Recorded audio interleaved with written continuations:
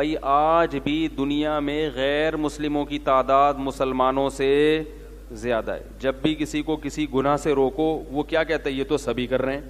یہی کہتا ہے نا.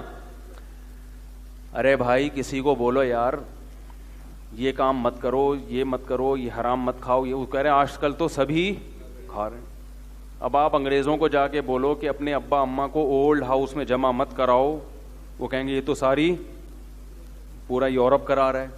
ان سے بولو گناہ ہے قیامت کے دن اللہ پوچھے گا, کہیں گے جہاں اتنوں سے پوچھے گا تو ہم سے بھی پوچھ لے گا. یہی بولیں گے نا وہ, بھائی اتنے سارے جہنم میں جائیں گے. تو کلچر ماحول سے انسان متاثر ہوتا ہے. وہ یہ سمجھتا ہے کہ جو کام سب کر رہے ہیں وہ میرے لیے حلال ہے, اس میں جرم ہلکا سمجھا جاتا ہے, حالانکہ ایسا نہیں ہے. ہاں کچھ کام ایسے ہیں, کچھ احکام شریعت کے ایسے ہیں کہ اگر سب کرنا شروع کر دیں تو وہ حکم ہی چینج ہو جاتا ہے. وہ کچھ احکام ایسے بھی ہیں شریعت میں, الاحکام تتغیر بتغیر الزمان, زمانے کی تبدیلی سے شریعت کے بعض احکام خود بخود چینج ہو جاتے ہیں. وہ کون سے احکام ہیں ابھی اس کی ڈیٹیل میں نہیں جاؤں گا. وہ اس لیے چینج ہو جاتے ہیں کہ وہ احکام خود مقصود نہیں ہوتے, وہ ذریعہ مقصود ہوتے ہیں. تو زمانہ چینج ہونے سے وہ حکم بھی کیا ہو جائے گا؟ چینج.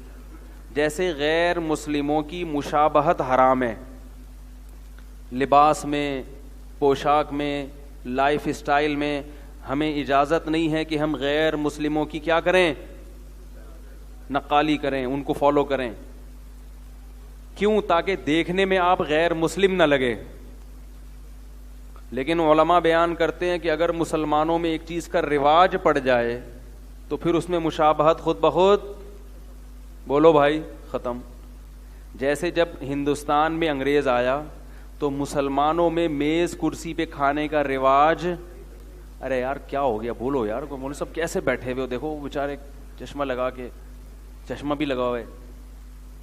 مجھے ایسا محسوس ہوتا ہے کہیں سونا نہ شروع کر دیں لوگ, اس لیے تھوڑا سا نا چہروں پہ فریش تازہ ہونا چاہیے چہرہ. تو جب ہندوستان میں انگریز آیا, میں کتنا ٹھہر ٹھہر کے بول رہا ہوں نا, اس لیے کہ جلدی جلدی بولو نا تو وہ اوپر سے گزرنا شروع ہو جائے گی, کیونکہ آپ کو پھر زیادہ بیدار ہونا پڑے گا. اس لیے ہم آرام آرام سے ایک ایک لفظ کو بالکل بال کی کھال اتار کے صاف ستھرا کر کے واشنگ مشین میں دھو کے اس پہ نیل لگا کے آپ کے سامنے پیش کر رہے ہیں ایک ایک لفظ. ہندوستان میں جب انگریز آیا تو اس وقت مسلمانوں میں دستور تھا زمین پہ دسترخوان پہ بیٹھ کے ایک ہی تھال میں سب مل کے اجتماعی سطح پہ کھانا کھاتے تھے. یہ خاندانی طریقہ تھا, اس سے محبتیں بڑھتی تھیں. عربوں میں آج بھی ہے, کیونکہ وہاں انگریز نہیں رہے تو عربوں میں وہی کلچر, جن علاقوں میں انگریزوں نے حکومت نہیں کی وہاں یہی کلچر ہے. یہ الگ الگ ڈونگوں میں نکالنے کا نہیں ہے. تھال ہے, سب مل کے کھاؤ, ہاتھ سے, ہاتھ دھونے کا پہلے دھو اچھی طرح, اور پھر ایک ہی تھال میں سب مل کے کھاؤ. عربوں میں آج بھی بادشاہ جس تھال میں کھائے گا نا, نوکر بھی اسی تھال میں بیٹھ کے کھا رہا ہوگا.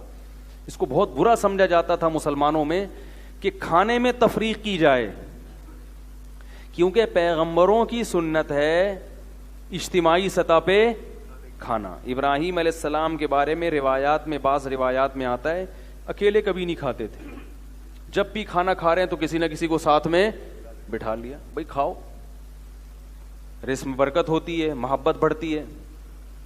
تو مسلمانوں کا یہی دستور تھا, سارے بیٹھ کے دسترخوان پہ مل کے کھاتے ہیں. اب بھی مل کے کھاتے ہیں, مگر بہنوں کی وراثت, جائیداد, رشوت, یہ چیزیں مل کے کھاتے ہیں. اور جب حلال کھانے کی باری آئے گی تو پھر مل کے سب بھائی مل کے بہن کی وراثت کھاتے ہیں. تو انگریزوں کے آنے سے پہلے جو ہے نا کوفتے کباب بھی مل کے کھانے کا رواج تھا.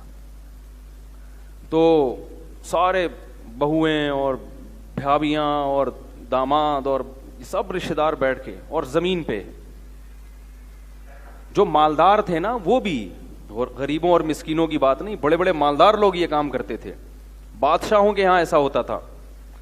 جب انگریز آیا تو اس نے میز کرسی کانٹے چمچ یہ تکلفات ساتھ لے کر آیا. وہ ہاتھ دھونے کا ان کے ہاں چونکہ رواج نہیں تھا. یہ جو گوروں میں چمچے کانٹے آئے ہیں نا, یہ اس لیے آئے ہیں کہ ان لوگوں کے ہاں کھانے سے پہلے ہاتھ دھونے کا رواج نہیں تھا، بلکہ ہاتھ دھونے والے کو بے وقوف سمجھا جاتا تھا. آپ تاریخ اٹھا کے دیکھو، کھانے سے پہلے جو ہاتھ دھوتے ہیں لوگ اس کو سمجھتے پاگل ہے، یہ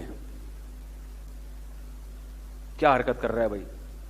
تو یہ بغیر ہاتھ دھوئے. آج بھی آپ دیکھیں جب کسی انٹرنیشنل ایئر لائن میں جا رہے ہوتے ہیں یا ہوٹلوں میں، تو وہ کھانے سے پہلے گیلا ٹیشو پیپر دے دیتے ہیں آپ کو. وہ اس میں جراثیم، اس میں کیمیکل ہوتا ہے جس سے آپ کے ہاتھ کے جراثیم، تو ان کو جراثیم سے بڑی چڑ ہے کیونکہ اس سے بیماریاں پھیلتی ہیں. تو ان کے ڈاکٹروں نے پھر یہ بتایا کہ بھائی بغیر ہاتھ دھوئے کھانا کھانے سے جراثیم پھیلتے ہیں. تو پھر انہوں نے بجائے ہاتھ دھونے کے یا تو وہ ٹیشو پیپر کیمیکل والے وہ شروع کر دیے کہ بھائی جراثیم کو مارو پہلے، یا پھر چمچے اور کانٹے اور چھری چاقو لے آئیے کہ کون ہاتھ دھوئے. تو یہ حقیقت بتا رہا ہوں، یہاں سے انگریزوں میں رواج آیا ہے چمچے کانٹے چھری. سمجھ رہے ہو کہ بھائی ہاتھ تاکہ بھائی جو استنجا نہیں کر کے دھو رہے وہ کھانے سے پہلے ہاتھ کہاں سے دھوئیں گے. معذرت، میری مقصد کسی قوم کا مذاق اڑانا نہیں ہے، ان میں بعض خوبیاں ہم سے زیادہ آ گئی ہیں آج کل. اسلام کی بہت سی چیزیں انہوں نے لے لی، ہم نے چھوڑ دی. لیکن ایک میں تاریخی حقیقت بیان کر رہا ہوں. تو مسلمانوں میں رواج تھا ہمیشہ ہاتھ دھو کے کھانا کھانے کا. تو اب کیا ہوا ہے کہ جب انگریز آیا ہندوستان میں، اس نے میزیں، کرسیاں، تکلفات شروع ہو گئے کھانے میں. 10 آدمی کھا رہے ہیں تو 10 پلیٹیں، 4 ڈونگے، 25 چمچ. خواتین کے لیے کتنی مشکلات ہیں، وہ اس کی دھلائی، پھر ایک ٹینشن. اور وہ دیکھنے میں جو بھی ایسے کھاتا تھا لوگ کہتے تھے یہ کس سے متاثر ہے؟ گوروں سے، کیونکہ مسلمانوں کا یہ کلچر نہیں تھا. جیسے مسلمان اپنے ابو کو ابو کہتے تھے، امی کو امی کہتے تھے. انگریزوں کے آنے کے بعد پاپا اور مما. ایک صاحب ہیں ہمارے رشتے دار، ان کے ہاں پاپا بھی ہیں، آٹا بھی ہیں. وہ سن نہ رہے ہوں، ویسے سنتے ہیں پابندی سے، ابھی لائیو بھی سن رہے ہوتے ہیں. خیر وہ کتنا بڑا مسئلہ نہیں ہے، ہمارے رشتے دار ہیں وہ. تو ہمارے کسی رشتے دار ان کے گھر گئے، انہوں نے بولا یار ان کے یہاں تو بیکری کا سارا سامان ہے. بھائی امی کو آٹا بولتے ہیں، ابو کو پاپا بولتے ہیں، تو رہ کیا گیا؟ چچا کو بسکٹ بول لو. تو بیکری کا سارا سامان. تو پاپا پر بھی علماء نے پابندی لگائی، بھائی ابو بولو، ابا بولو، اماں بولو، امی بولو. پاپا مما کیا ہوتا ہے؟ لیکن آہستہ آہستہ آہستہ آہستہ مسلمانوں میں یہ چیز سرایت کر گئی. پھر چمچ سے کھانا یا میز کرسی پہ کھانا اس کی علامت نہیں تھا یہ انگریز ہے، دیکھنے میں نہیں لگتا تھا. تو علماء نے کہا اب مشابہت والا عنصر اس میں بولو بھائی ختم ہو گیا، لہذا اب یہ جائز ہے. جائز ہے، البتہ خلاف سنت ضرور ہے. جائز ہونا الگ چیز ہوتی ہے، پسندیدہ ہونا الگ چیز. پسندیدہ نہیں ہے، پسندیدہ یہی ہے زمین پہ بیٹھ کے کھائیں، دسترخوان بچھائیں جو سنت طریقہ ہے، اور ایک ہی تھال میں سب لوگ مل کے کھائیں. ہاتھ دھو لیں پہلے، سمجھ رہے ہو؟ اور اس میں یہ بھی کیا کریں کھانے کے دوران انگلیاں نہ چاٹا کریں. انگلیاں چاٹنا بالکل آخر میں سنت ہے، جب کھانا کھا کے ختم ہو گئی وہی چاٹ چاٹ کے دوبارہ ڈال رہے ہوتے ہیں.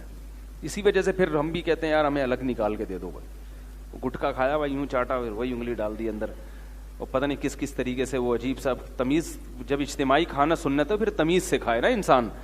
جتنی تمیز سے جائیداد کھاتے ہیں نا، تمیز سے پتہ ہی نہیں چلتا. ایسے پھر وہی چوسی ہوئی بوٹیاں اسی میں پھینک رہے ہیں، عجیب منظر ہوتا ہے. تو اس طرح نہیں سنت ہے. خیر، تو آج تو کیا ہو رہا ہے گھروں میں، اجتماعی کھاتے ہی نہیں ہیں بیٹھ کے.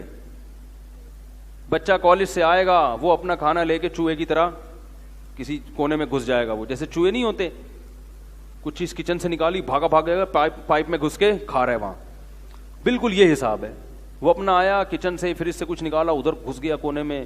بیٹی آ رہی ہے کالج سے، وہ ادھر گھس گئی. کوئی گیدرنگ ہی نہیں ہے. محبتیں، دین گیا تو محبتیں ختم.